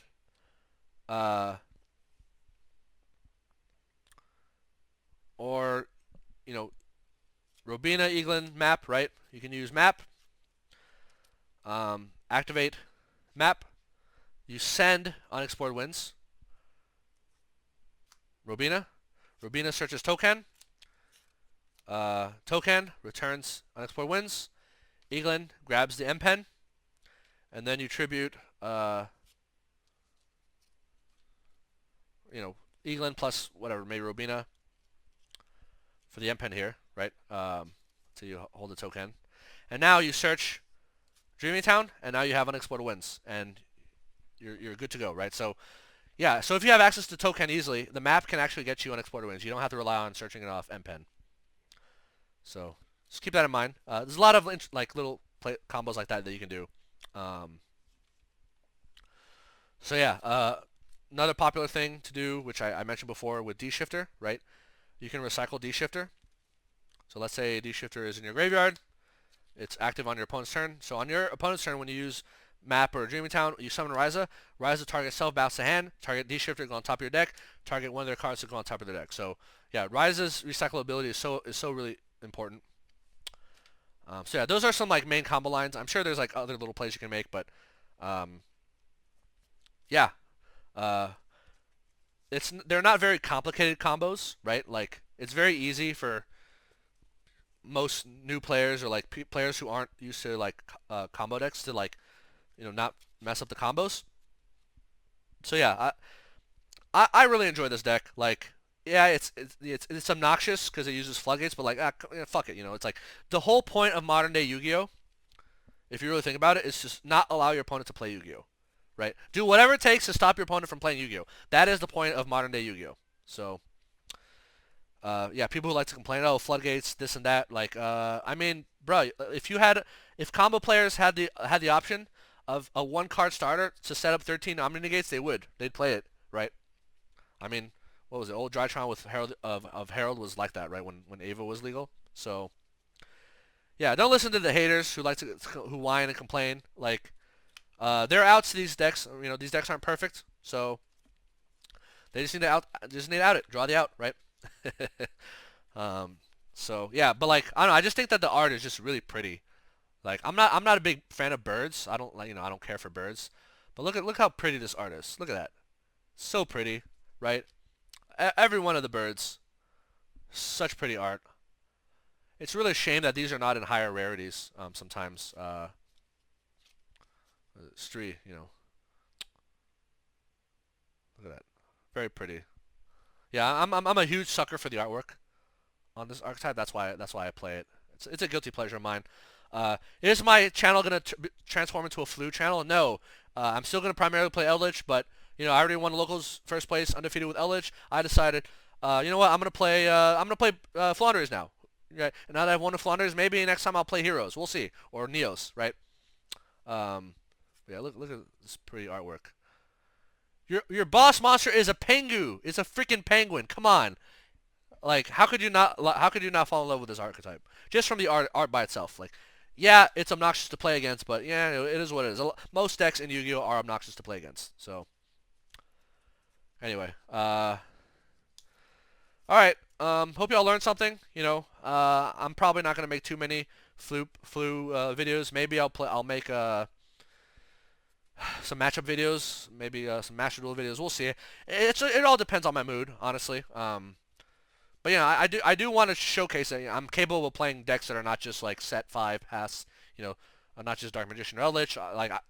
There are a lot of decks that I'm a fan of. I just don't play them or showcase them that much because like I don't want to bring you guys. Sorry, I don't want to bring y'all, guys and gals, um, bad information. I guess like I don't want to showcase my super casual like I don't know Gravekeeper deck or like I want it when I make these deck profiles. It's because I've already either won a locals with it or done really well or and topped it. Right. I'm not gonna just show you a deck for the sake of clicks and farming whatever on YouTube. I actually want to feel like there's some credibility and like assurance that hey, I've won at my locals, which is relatively competitive with this deck. I think you should be able to, right? Like most players go to locals. I'm sure if you took this to a regionals, you'd be pretty well as well, right? Um, I mean, I'm main decking Rivalry Warlords. How could you not do well at a regionals or a YCS main decking that? So yeah, definitely looking forward to the rarity upgrades. Um, from the Megatons. There's only a couple, Token, Stree, and the map.